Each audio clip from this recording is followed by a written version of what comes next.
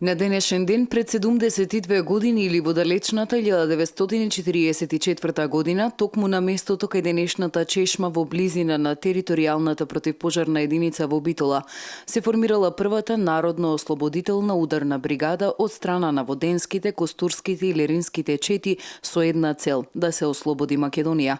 Денеска бројни делегации од Сдруженијата на раселени македонци од Егејскиот дел на Македонија, како и на други места во светот, општината, Советот, Сојузот на борци и други положија свежо цвеќе со цел оддавање почит на жртвите од тоа време и почит кон подвигот направен тогаш. Помен за формирање на првата егејска ударна бригада во Битола е значаен настан во новата историја на Македонија.